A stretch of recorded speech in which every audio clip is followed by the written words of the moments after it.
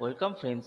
কেন্দ্রের অষ্টম বেতন কমিশন ইতিমধ্যেই গঠিত হয়ে গেছে এবং তারা 53% ডিএ পাচ্ছেন এবং আমাদের রাজ্যের কর্মচারীরা মাত্র 14% ডিএ পাচ্ছেন, অর্থাৎ এখনও পর্যন্ত 39% কম ডিএ পাচ্ছেন আমাদের রাজ্যের সরকারি কর্মচারীরা। এদিকে রাজ্য সরকার আরও এক কিস্তি দিয়ে দেওয়ার জন্য চিন্তাভাবনা করছেন, অর্থাৎ রাজ্য সরকারি কর্মচারীদের জন্য সুখবর আসতে চলেছে এবং এই নিয়ে বিভিন্ন পত্রপত্রিকায় নিউজ বেরিয়েছে। তো সেই রকমই একটি নিউজ দেখে নিই কী বলছে এখানে।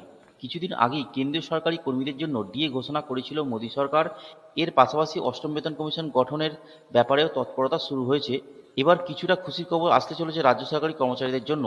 আসন্ন ফেব্রুয়ারির বাজেটই ডিএ বাড়তে চলেছে রাজ্য সরকারি কর্মচারীদের জন্য, তবে ডিএ বৃদ্ধির হার 2 থেকে 4% মধ্যে হতে পারে। এই ডিএ হারের পরিমাণের উপর রাজ্য সরকারের খরচের দায় কী দাঁড়াবে তারই খুঁটিনাটি হিসাব এখন চলছে নবান্নের অর্থ দপ্তরে। তবে কর্মীদের অতিরিক্ত মর্গ ভাতা যে বাড়ছেই সে ব্যাপারে নিশ্চিত ওয়াকিবহাল মহল। কর্মচারীদের ডিএ বাড়ানোর বিষয়ে মনস্থির করে ফেলেছেন মুখ্যমন্ত্রী মমতা বন্দ্যোপাধ্যায়। তার নির্দেশেই অর্থ দপ্তরের হিসাব নিকাশের পালা শুরু হয়েছে বলে জানা গেছে।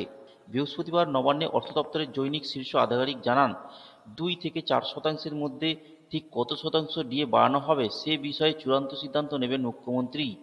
প্রসঙ্গত উল্লেখ্য, কেন্দ্র সরকারি কর্মীরা এই মুহূর্তে ডিএ পাচ্ছেন 53%, অন্যদিকে এ রাজ্যের সরকারি কর্মীরা ডিএ পাচ্ছেন মাত্র 14%, ফলে 39% ডিএ কম পাচ্ছেন এই রাজ্যের সরকারি কর্মীরা। ফ্রেন্ডস, ভিডিওটা এখানেই শেষ করলাম। ভিডিওটিকে একটি লাইক করবেন ও সাবস্ক্রাইব করবেন। ধন্যবাদ।